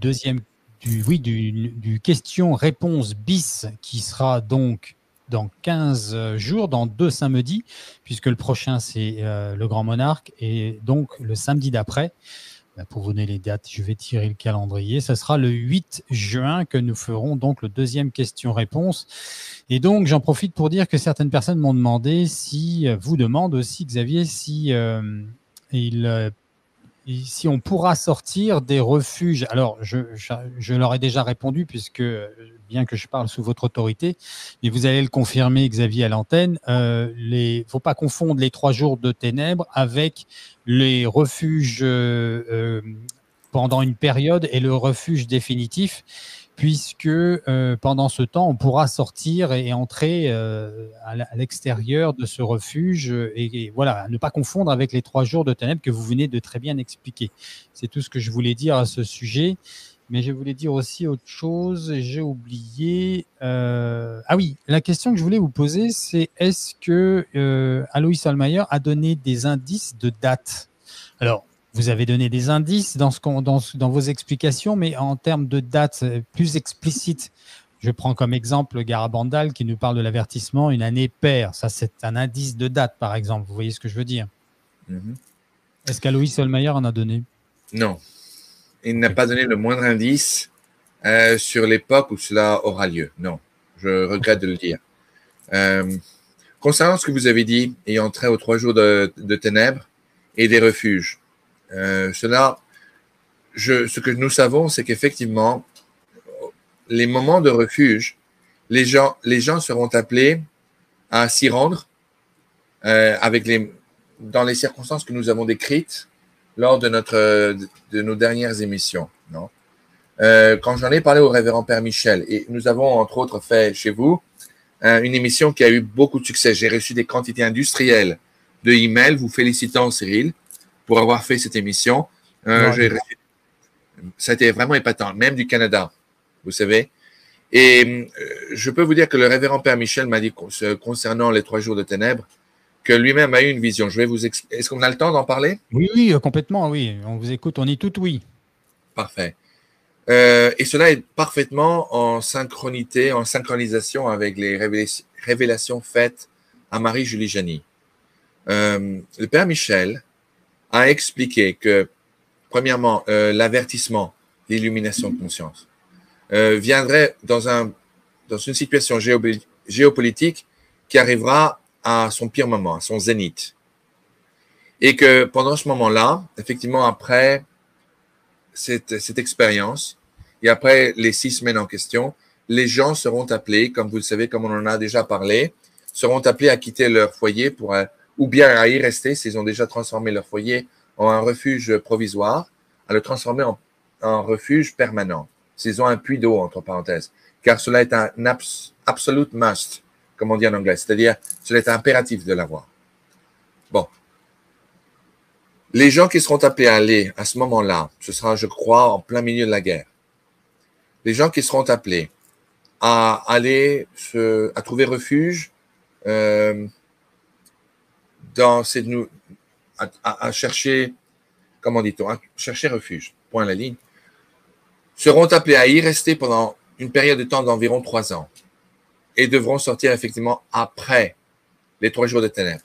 J'en ai parlé en particulier au Père Michel, qui m'a dit, vous savez Xavier, Dieu le Père m'a permis d'avoir une autre vision sur notre refuge ici, à Amos, au Québec. Et à ce moment-là, je voyais beaucoup de monde qui était venu chercher refuge chez moi. Et le moment était venu où nous savions que les 3 jours d'obscurité, les 3 jours de ténèbres, étaient sur le point d'arriver. Et on voyait au firmament une immense masse qui était comme une forme comme une pâte. Je ne sais pas comment autrement l'expliquer. Je suis en train de vous traduire le contenu de cette conversation. Mais dont la noirceur était plus noire que noire. C'était indescriptible. Et celle-ci s'approchait aux abords du refuge du révérend Père Michel, à Amos, que je suis allé visiter, comme vous le savez, au mois d'août de l'année dernière. Et cette sorte de noirceur qui était en forme de pâte essayait de percer un type de dôme invisible qui recouvrait le territoire du refuge du Père Michel. Et il n'arrivait pas à percer ce dôme. Les gens marchaient, ne couraient pas, vers l'un des édifices principaux où se trouve l'église, qui a déjà été construite dans la dite propriété. Et les gens marchaient calmement en regardant cette horreur qui essayait de percer ce dôme sans succès. Puis une fois que tout le monde était rentré, cette noirceur, cette pâte gluante avait réussi à briser ce dôme et s'approchait de plus en plus vite de cet édifice. Puis soudainement, la terre s'était séparée. Et une partie de cette noirceur y tombait dans une crevasse qui ne semblait pas avoir de fond. Et ça continuait, c'était comme une cascade. Et puis cette noirceur, plus noire que noire, formait finalement un pont au-dessus de ce précipice pour arriver de l'autre côté du précipice et continuer son chemin vers l'édifice où se trouve l'église de ce refuge. Et puis tout le monde était rentré, les portes étaient fermées, et puis soudain il y avait comme un autre dôme qui recouvrait l'édifice en question, qui ne permettait rien ni personne de pouvoir y passer. Tout le monde était déjà à l'abri. Et puis tout était devenu complètement obscur, noir, d'une noirceur sans nom. Jusqu'au moment où finalement, après 3 jours de prière, on voyait les gens à l'intérieur, le Père Michel voyait tout le monde, lui y compris en train de prier devant l'autel qui était recouvert de chandelles et de bougies, toutes bénies, de 100% faites de cire d'abeille, et tout le monde priait dans la paix, dans la sérénité, etc., etc. Et entre parenthèses, je crois que je l'ai mentionné la dernière fois ou auparavant dans nos émissions antérieures, mais le ciel envoie un message très particulier, et non seulement à travers Marie-Julie Jany ou le Père Michel. Cela ne provient pas de Alois Hillmeyer. Cela provient des apparitions dont nous avons mentionné auparavant, mais c'est de toute première importance. Le ciel, à travers la Vierge Marie, demande aux fidèles, avant toute autre chose, de maintenir son sang-froid, maintenir la tête froide, de ne pas succomber à la tentation de la peur, de l'effroi, de l'angoisse. Car la Vierge Marie a très clairement expliqué que toutes ces émotions sont principalement inspirées par l'ennemi de Dieu, non pas par Dieu. Pour un seul objectif, de faire perdre aux fidèles leur foi et leur tranquillité d'esprit. C'est par la foi et c'est par la paix de l'esprit que les âmes qui se remettent entre les mains de Dieu au pied de la croix seront sauvées. Je ne parle pas d'être sauvés seulement spirituellement ou du cœur, je parle d'être sauvés aussi physiquement. Car la Vierge Marie a très clairement expliqué, notre Père aura besoin des populations de fidèles pour repeupler un monde nouveau. Donc nous serons appelés, tous les fidèles, à repeupler le monde. Mais pour être sauvés, pour faire partie de ce groupe de fidèles, il est absolument impératif de maintenir la tête froide, de vivre nos vies tout à fait sans vivre en contradiction avec la foi. C'est-à-dire, aujourd'hui, et nous en avons parlé la dernière fois, la guerre civile aujourd'hui qui a lieu aujourd'hui dans l'Église catholique, qui a été annoncée également par Marie-Julie Janis, par Blessed Anne Emmerich aussi, n'est-ce pas, et par d'autres. Non? Nous savons que cela est en train d'avoir lieu aujourd'hui. Il ne faut pas permettre la pollution de la haine envahir nos âmes, ni même de l'insulte, ni de la condamnation. Nous devons prier même pour nos ennemis, suivre les enseignements que le Christ nous a donnés dans les saints évangiles. Si on vous gifle sur une joue, tendez l'autre. N'est-ce pas? Pour ce qui a trait à l'Église catholique, et nous avons vu tout récemment depuis le 17 mai, de nouveaux documents qui démontrent par A plus B une autre ignominie, une autre démonstration de médiocrité, de contradiction avec la foi. Non? Il faut maintenir, vous savez, j'ai beau parler, mais je suis le premier à tomber le bec dans l'eau, dans la tentation de la colère. Ça aussi, ce n'est pas inspiré par Dieu. Non? Bien qu'il y ait ce qui s'appelle une colère sainte. Mais je confesse que ma première réaction ne fut pas sainte. J'étais profondément en colère. Ce que nous voyons aujourd'hui, c'est véritablement comment dirais-je, le début de la réalisation des prophéties qui ont été faites, non seulement par Alois Hillmeyer, nous le voyons aujourd'hui avec ce qui se passe en Europe et au Moyen-Orient, nous avons une idée maintenant de ce qui va se passer, mais également de ce qui se passe dans l'Église catholique. Ce qui a été annoncé par d'autres mystiques, par le révérend Père Michel Rodrigue, par Anne Emmerich, par Marie-Julie Janis, par Mélanie Calva, exactement, Maximin Giraud, la Salette, et par d'innombrables d'autres. Rome sera le siège de l'Antichrist, c'est ça que vous voulez dire? Oui, Rome perdra la foi et Rome sera le siège de l'Antichrist pour un très bref moment. Et rappelez-vous que la Salette, pour tous ceux qui disent « Ah non, ça jamais », notre Seigneur nous a dit que jamais les feux de l'enfer ne réussiront à pourvoir l'Église catholique. Et c'est vrai, parce que l'Église catholique, c'est pas simplement la hiérarchie à Rome, c'est nous, mesdames et messieurs, c'est vous, c'est moi, c'est Cyril, c'est nous. Cependant, à la Salette, il a été révélé aux enfants, à Mélanie Calva et à Maximin Giraud, qu'effectivement Rome succombera, tombera, perdra la foi et que Rome deviendra provisoirement le siège de l'Antichrist. Cela a été reconnu et approuvé comme étant digne de foi, aussi bien par l'archevêque de Grenoble à l'époque que par le dicasterium, le dicastère de la doctrine de la foi du Saint-Siège. Ça a été reconnu comme étant digne de foi. Il n'y a pas de signes d'approbation plus élevés que celles-ci, qui sont donnés au lieu d'apparition. Point à la ligne, cela n'est pas sujet à interprétation. Oui, Garabandal nous apprend aussi que les cardinaux seront contre les cardinaux, les évêques contre les évêques et les prêtres contre les prêtres. Donc c'est quelque chose qui nous pend au nez. C'est ce que veut évoquer Xavier à travers ce que l'on vit aujourd'hui et les messages que nous envoie l'actuel dicaster, puisque tout a changé avec le cardinal Fernandez Victor Manuel, qui n'a pas fini de nous pondre des choses qui seront inquiétante pour le moindre. Je voudrais que vous reveniez, si vous voulez bien, Xavier, dans l'intérêt des auditeurs, puisque là, je corrobore aussi avec les messages que je reçois qui préparent les questions prioritaires pour la deuxième émission questions-réponses, donc dans 15 jours.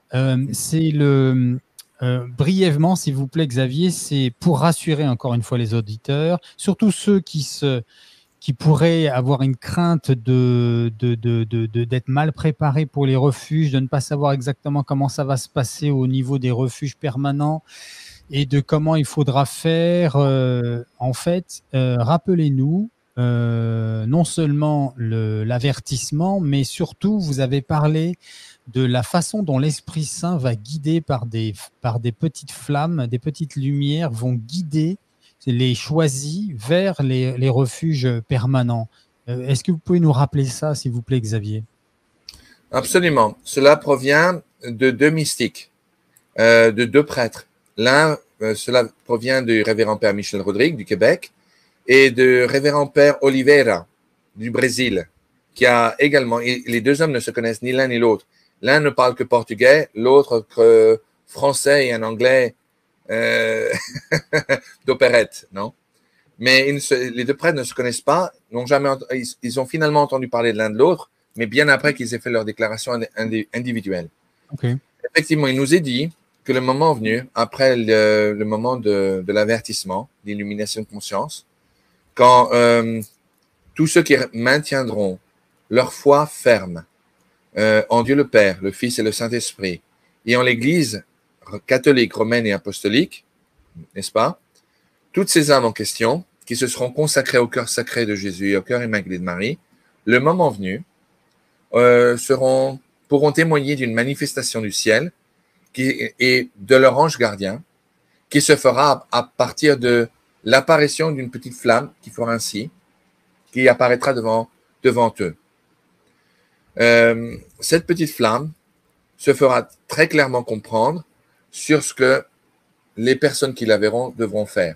Si cette petite flamme, qui sera une manifestation de vos anges gardiens, se place au-dessus de vos têtes et reste là immobile, cela devra être interprété comme quoi toute personne qui aura consacré sa maison comme un lieu de refuge avec le rituel qui a été décrit par le révérend Père Michel dans mon livre, chapitre 9, sous-chapitre Michel Rodrigue, devront rester là-bas, en tranquillité, et être prêt à recevoir toute personne qui demandera sanctuaire, au nom de Dieu.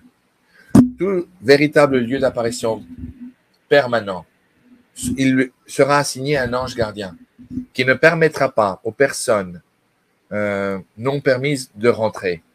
Ces anges gardiens et les mystiques seront capables de voir si une personne a été appelée à venir à tel ou tel refuge par l'apparition d'une croix de lumière sur son front. Donc, toutes les personnes, le moment venu, verront donc cette manifestation de cette petite flamme. Pour ceux qui seront appelés à quitter leur foyer pour aller vers un refuge peut-être plus grand et plus apte à pouvoir vous recevoir, cette flamme vous guidera vers l'extérieur et vous guidera où aller. Vous aurez le temps de vous préparer. Il y aura des avertissements qui seront faits par d'innombrables messagers du ciel, tel le révérend Père Michel. Vous le saurez en gardant votre attention sur les émissions de Cyril et sur d'autres, car le révérend Père Michel a été instruit par Dieu le Père éternel que le jour viendra où il sera appelé à revenir sur l'Internet pour appeler les fidèles à se préparer. Dieu est bon. Exactement. Alors, je sais tout de suite ce que certaines personnes vont demander. Oui, bon, écoutez, je suis infirme. Je ne peux pas bouger, je suis malade. Comment vais-je faire pour quitter mon foyer? Il y a une réponse à cela. Dieu le Père éternel a expliqué au Père Michel que le moment venu, il y aura d'innombrables miracles, entre autres la multiplication des vivres. Car rappelez-vous, toute personne qui sera appelée à aller dans un refuge sera appelée à y rester pendant environ 3 ans, plus ou moins. Par conséquent, il y aura la multiplication des vivres, la multiplication des pains, la multiplication des médicaments, mais il y aura également d'innombrables autres miracles, tels que la guérison miraculeuse de beaucoup de personnes qui seront infirmes et incapables aujourd'hui de se déplacer indépendamment. Cela va changer. Tout comme au moment de l'apparition, ou plutôt, oui, de l'apparition du miracle sur la colline des Pins, dans les alentours en dehors du village de Garamandal, en Espagne.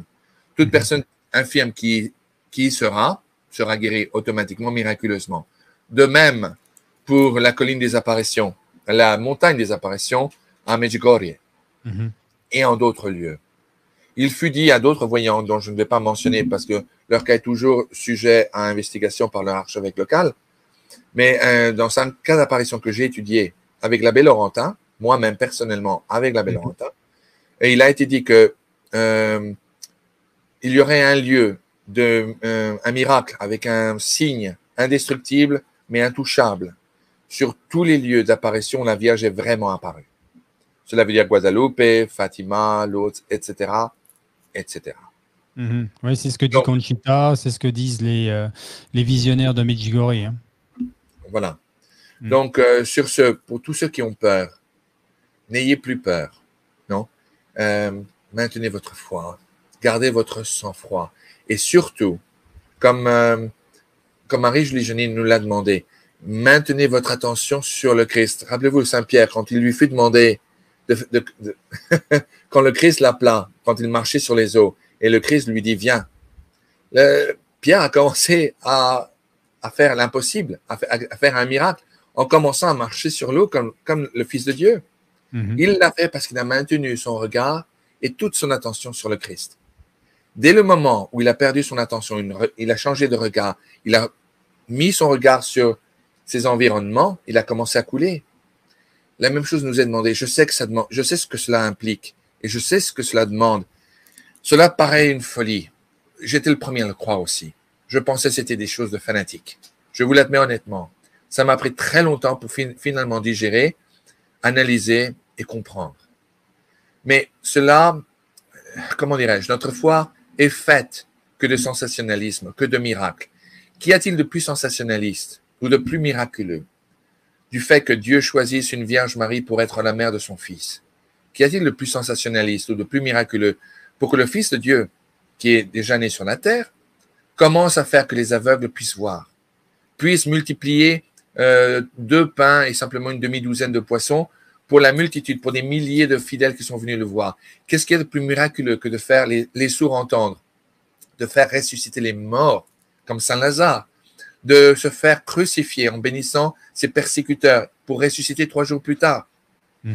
Notre foi est basée sur le sensationnalisme et sur les miracles, sur le supernaturel qui nous est accordé par le ciel, contrairement à ce qu'on nous dit aujourd'hui de toutes ces, pardonnez-moi de la vulgarité, mais de toutes ces foutaises qui proviennent de Rome. N'est-ce pas? Il faut maintenir la foi et notre fidélité à l'Église catholique romaine et apostolique, même si on n'est pas d'accord avec les politiques qui proviennent du Saint-Siège. Aussi longtemps que les saints sacrements sont maintenus, aussi longtemps que l'Eucharistie est maintenue comme étant véritablement le corps et le sang, l'âme et la divinité de notre Seigneur Jésus-Christ, aussi longtemps que cela continue à être une réalité et que la consécration est valide, il nous est impératif de rester fidèles à l'Église catholique, même si on est tenté d'abandonner une Église que peut-être on puisse soupçonner ne plus en être une. Mais il est impératif de rester à bord. Et si ceux qui sont à bord, si les timoniers de ce vaisseau ne nous mènent pas à bon port, il faut quand même rester à bord et lutter avec nos armes. Voici notre épée. Nos boucliers et notre armure sont la Sainte Messe et la Sainte Confession. Cela ne vient pas de moi, cela provient directement des apparitions de la Salette, de l'Aphrodite, de Tilly en Normandie, qui fut approuvée également, et de Akita et d'innombrables d'autres lieux qui furent reconnus comme étant dignes de foi par l'Église catholique. Maintenez votre sang-froid, n'ayez pas peur, faites confiance. Je termine en disant simplement, en faisant écho d'un dernier message que notre Seigneur a donné à Marie-Julie Génie. Je l'ai dit dans notre dernière émission, mais je crois que ça vaut la peine de le répéter. Notre Seigneur, à un moment donné, a dit à Marie-Julie Génie que toute personne qui se place au pied de sa croix et qui s'abandonne inconditionnellement entre les mains de Dieu, lui force la main pour pouvoir les protéger. Donc, ne croyez pas pour un seul moment, et déjà, vous voyez déjà les premiers miracles et la providence divine. Ne croyez pas pour un seul moment. Si vous l'êtes, ce n'est pas très lucide, si vous pensez autrement. Mais ne croyez pas que vous êtes en ce moment en train de voir l'émission de Cyril par pure coïncidence. Non. C'est véritablement, je crois personnellement, beaucoup plus qu'une émission, et certainement qui n'orbite pas autour du social, mais autour du spirituel. Vous êtes appelés à entendre ces messages qui, en nombre d'occasions, ont été cachés par les autorités de l'Église. Mais avec ces messages vient une immense responsabilité, celle de répondre oui ou non. Dieu respectera votre décision. J'ai beaucoup trop parlé. Je vais peut-être m'excuser, Cyril. Non, c'est très bien. On vous écoute très attentivement. On est béni de recevoir toutes ces informations. Je voudrais juste ajouter, pour corroborer totalement ce que vous venez de dire, pour les personnes qui s'en inquiètent, que, en effet, nous allons voir des horreurs. Le Seigneur nous prévient, par la Vierge Marie notamment. Nous allons vers des horreurs qu'on va devoir vivre, voir, entendre. Mais en même temps, là où le mal abonde, la grâce surabonde. Hein, je ne vous apprends rien, chers frères en Christ. Et comme le dit Xavier, il va y avoir des miracles à la hauteur des horreurs. Le Seigneur est bon. Et pour aussi ajouter et illustrer ce que vient de dire Xavier, n'oubliez pas, je vous en parle dans plusieurs de mes émissions, que le catéchisme de l'Église catholique, c'est la sainte tradition et que ça, aucun pape, aucun dicaster de l'Église ne peut le changer. Et ça a été promulgué et coulé dans le marbre, comme on dit, et notamment en 92 avec Saint Jean-Paul II et Benoît XVI, alias cardinal Ratzinger en son temps, quand ils ont donc donné cela au monde en 92, en octobre 92, pour savoir ce que l'Église transmet du Christ de manière apostolique depuis Jésus, ses 12 apôtres, jusqu'à aujourd'hui. Et là, je viens de vous mettre à l'écran l'abrégé, le dernier. Alors, juste avant, c'était le catéchisme complet. Et l'abrégé, eh bien, c'est encore une grâce de l'Église donnée par Benoît XVI, qui a lui-même avec sa petite équipe, écrit un abrégé pour permettre à tout le monde d'avoir un petit catéchisme de poche qui va dans les grandes lignes, chapitre après chapitre. Voilà notre foi. Vous avez, alors Aloïs Holmeyer, donc on a été jusqu'aux 3 jours de ténèbres et derrière, le temps merveilleux qui attendra ceux qui pourront le voir. Cette espèce d'Éden, de paradis sur terre que vivront les personnes derrière les 3 jours de ténèbres. D'ailleurs, non, je ne vais pas m'étaler sur les 3 jours de ténèbres, vous l'avez très bien fait. Qu'est-ce qu'on peut ajouter avec Aloïs Holmeyer? Qu'est-ce qu'on peut dire d'important encore à son sujet ou est-ce qu'on a déjà fait le tour? Une dernière chose, tout à fait comme le fit Nostradamus, il a prédit le jour, le mois et l'année de sa mort. Il savait quand il allait mourir. Il est mort d'un cancer de la foie, du foie, pardon. Il avait donc un cancer de la foie.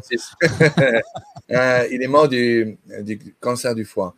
Mais il savait quand il allait mourir. Et il ne s'en préoccupait pas plus que cela. Il avait annoncé qu'effectivement, il était content de mourir à cette époque-là, car il ne voulait aucunement vivre assez longtemps pour pouvoir voir les horreurs qu'il avait pu témoigner. Et je crois qu'il a très rapidement compris, cet homme-là, qui était un homme profondément amoureux de sa foi, de son Église et de la Vierge Marie. Il s'était parfaitement rendu compte que ce don lui avait été donné exclusivement pour le bien d'autrui, pour le bien des fidèles, pour les préparer, éventuellement pour les inviter à essayer de changer les prophéties. Rappelez-vous, nous l'avons mentionné lors des dernières émissions, et cela ne sont pas mes paroles, mais celles de l'abbé Laurentin, avec lequel j'ai travaillé de nombreuses années. Il disait que effectivement la nature même des prophéties, c'est d'être changée par la réponse des fidèles, par leur prière, par leur dévouement à la foi et à leur volonté de changer ce qui a été annoncé comme étant une conséquence au péché de l'homme. Amen. Ah là là, Seigneur, merci pour tes grâces, merci pour Xavier qui nous éclaire, merci pour tes instruments que tu mets ici et là dans nos vies. Parce que sans ça, où irions-nous, Seigneur? Où irions-nous avec ce monde de fous? Ah là là. Sans transition, vite fait, là, je vais demander pardon à tous mes amis québécois et canadiens et de Montréal parce que j'ai fait une petite vidéo juste avant ce matin et je parlais des pays d'outre-mer et des territoires français. Et sans faire de transition, j'ai parlé de Québec et de Montréal par rapport au fait qu'on parle français là-bas, mais évidemment que ce ne sont pas des territoires de la France. Vous l'aurez compris. Donc, je m'en excuse encore. Je vous aime, chers amis canadiens. Qu'est-ce qu'on peut ajouter d'autre, cher Xavier? Ben écoutez, sur ce que vous venez de dire, quand je suis allé au Québec moi-même, je me suis rendu compte que de nombreux Québécois qui sont fiers d'être Canadiens et à juste titre, et Québécois, ont plus l'esprit français que d'innombrables Français qui vivent en métropole. Vous savez, je me rappelle que quand j'étais allé voir l'abbé Laurentin, le père Michel à son monastère, les soirées, vous savez, on a le temps, n'est-ce pas? Je peux vous. Oui, prenez votre temps, Xavier. Vous savez, on a toujours le temps. Vous êtes tellement gentil, je vous remercie. Et comme je vous dis, je sais que j'ai l'air d'un vieux disque rayé qui se répète, mais quand je viens dans votre émission et quand toutes vos personnes qui m'écoutent, même celles qui me critiquent, je me sens chez moi. C'est mettre pied sur le terre de France de retour. C'est pour moi comme respirer de l'air frais, de l'air froid, de l'air de chez nous. Je suis chez moi. Donc, je me sens à l'aise. Mais quand je suis allé voir le Père Michel au Québec en août de l'année dernière, Vous savez, son monastère, c'est véritablement incroyable. Les frères qui travaillent avec lui, sous ses ordres, transforment tout leur travail, toutes leurs œuvres en prière. Mais tout orbite autour de la foi, la prière, la religion. Et je voulais beaucoup leur sortir un peu de cet état d'esprit, bien que c'était très sain, leur donner un goût de, vous savez, de la vieille France. J'ai tendance moi-même à être vieille France. Et le soir, ils m'avaient invité dans un salon en bas de l'un des 3 édifices qu'ils ont. Et pour m'inviter à un Grand Marnier, ils avaient acheté une bouteille de Grand Marnier spéciale pour moi. Et on buvait. Alors, je leur ai raconté une histoire que j'ai trouvée, des histoires drôles, que mon oncle Jean Hérald, qui était officier des Forces françaises libres, c'était un compagnon de la Libération, et il avait un journal de guerre que j'ai retrouvé dans une malle, vous savez, avec des pages jaunies par le temps. J'ai écrit un livre à son sujet en 2013 qui s'appelle Héroïsme.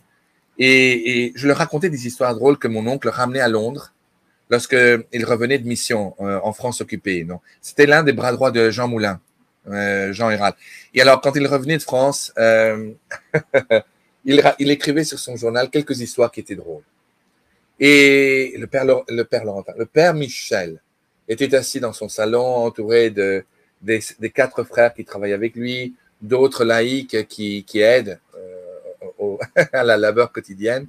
Et je leur racontais cela, des histoires très franco-françaises, de vieille France, la façon comme les Français se moquaient des occupants allemands, une histoire en particulier que mon oncle Jean Hérald avait ramenée. Je peux vous la raconter pour changer un peu l'atmosphère. Vous me le permettez? Oui, avec plaisir.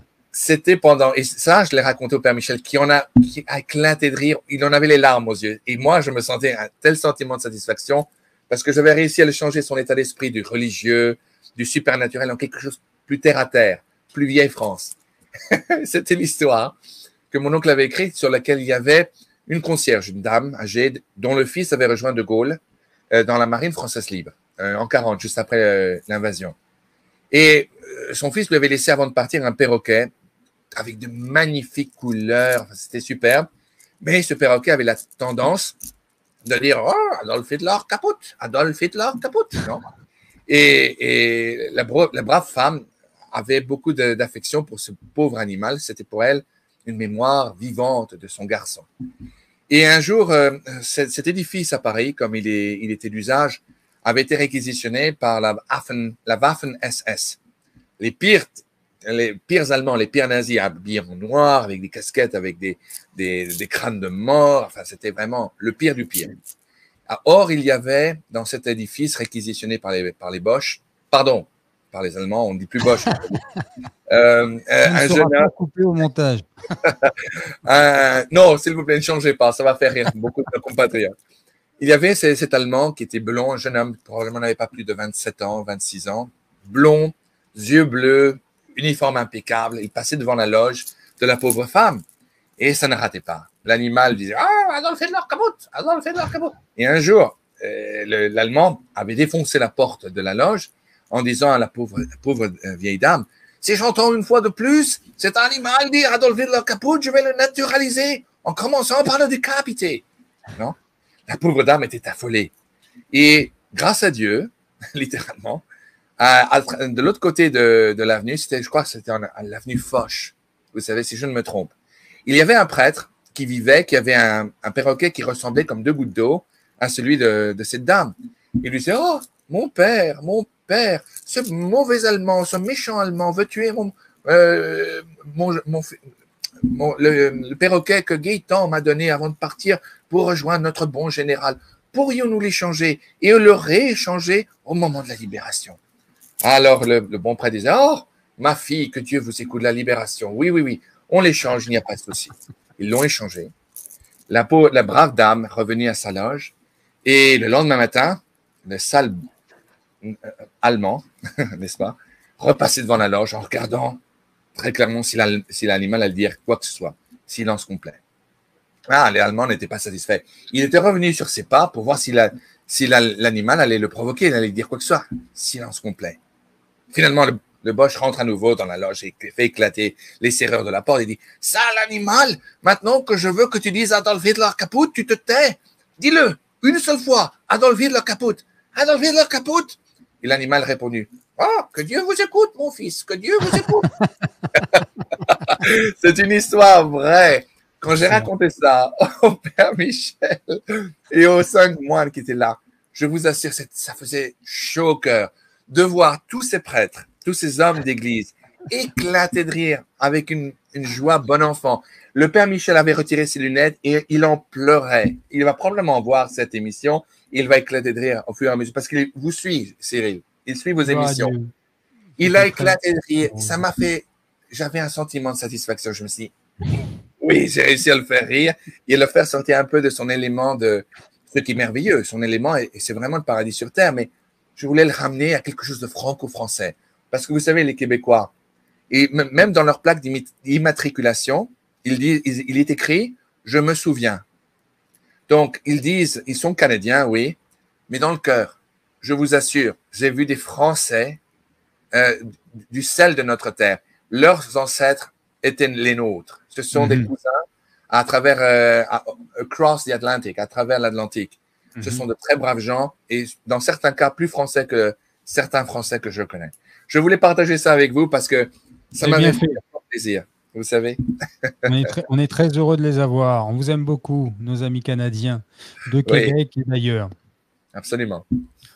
Bon, bah c'est super, merci pour tout ça. Ah, tiens, bah j'ai le message que je n'ai pas réussi à passer la dernière fois, c'était de ma faute technique, de la part de tous les auditeurs, notre cher Xavier Héral. Voici de la part de tous les auditeurs.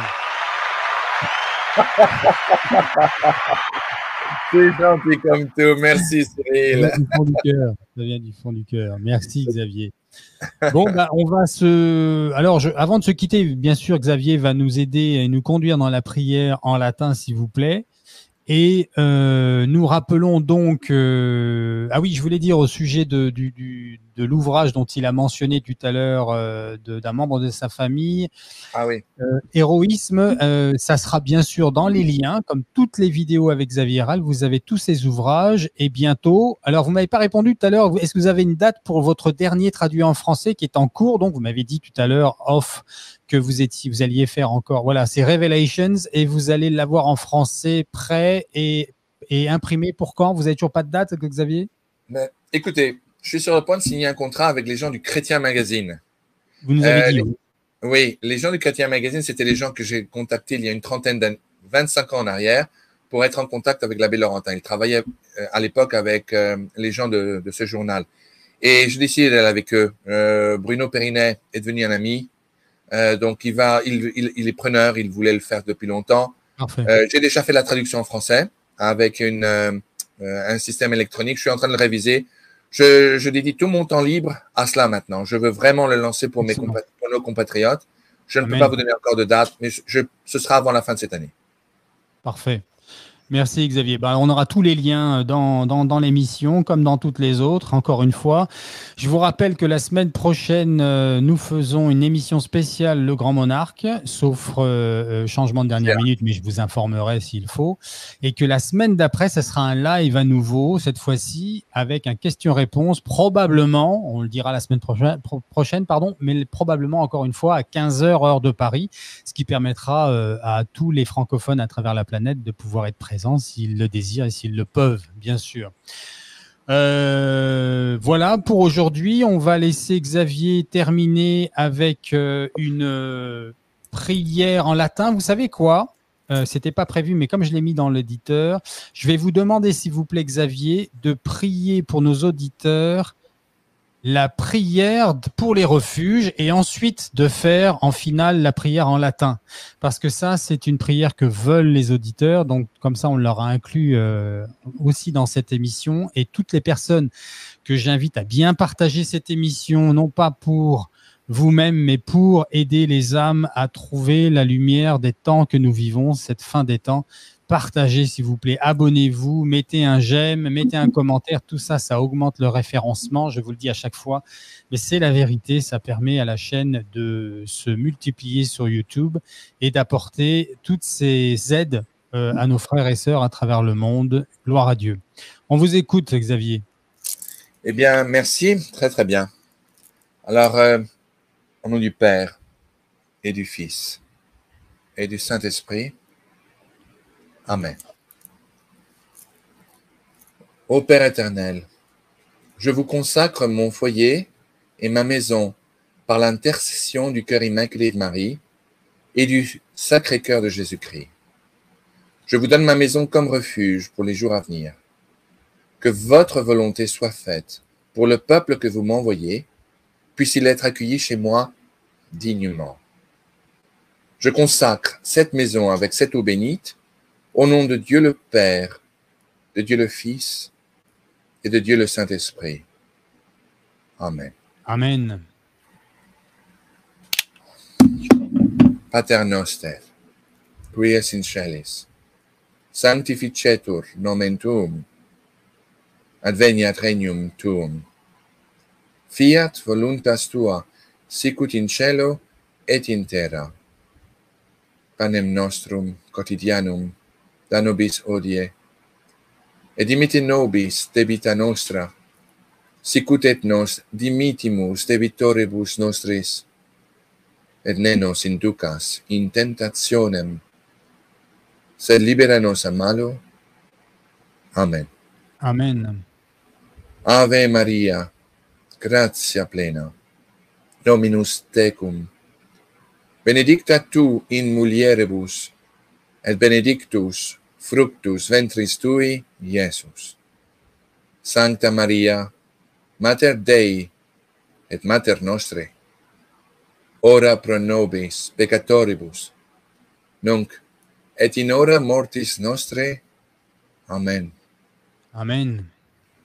Gloria Patri, et Filio, et Spiritui Sancto, sicut era in principio, et nunc, et semper, et in saecula saeculorum. Amen. Amen. Au nom du Père, et du Fils, et du Saint-Esprit. Amen. Amen. Merci infiniment, Cyril, et merci à tous vos auditeurs. Merci Xavier, du fond du cœur. Soyez bénis, vous et votre famille. Bon week-end à vous. Merci. On vous voit donc la semaine prochaine, sauf changement, mais je préviens les auditeurs en cas. Et on vous dit qu'on vous aime et on est pris les uns pour les autres. Hein. On prie pour Xavier. J'ai pas besoin de vous le demander, chers auditeurs. Je sais que vous le faites. Moi, je vous garde dans la prière à chaque Eucharistie, chaque jour, grâce à Dieu. Et voilà, nous prions les uns pour les autres. Et dans la confiance, ce sera le dernier mot. Vraiment, je rappelle ce qu'a dit Xavier. Il nous le rappelle. Soyons dans la confiance et la peur vient du malin. Donc, les sacrements, on tient la main de la Vierge Marie, on fait confiance à Jésus et on avance un jour à la fois. Un dernier mot, je vous laisse le mot de la fin et je cliquerai sur fin d'émission. Allez-y, Xavier. Eh bien, rien de plus. Je crois que vous avez tout dit. Je reste avec vous tous en union de prière. Je sais, sans vouloir paraître trop théâtral, vous n'avez pas l'idée que cela me... Vous n'avez pas idée du plaisir que j'ai de pouvoir parler aux gens de chez moi. Quand je dis des gens de chez moi, cela veut dire non seulement les gens de Normandie, de France, de Paris, mais de la Réunion, des îles, de la Guadeloupe, Martinique, la Guyane française, de la Nouvelle-Calédonie où il y a beaucoup de soucis en ce moment, même de Tahiti, sans vouloir paraître exagéré ou théâtral, je vous aime. Et quand je vous dis je vous aime, j'aime la France. Et français je suis, français je reste. J'aimerais que vous n'ayez tous qu'un seul visage et pour pouvoir tous vous embrasser. Je vous remercie pour votre gentillesse. Et Cyril, vous avez été épatant. Merci pour tout et à la semaine prochaine.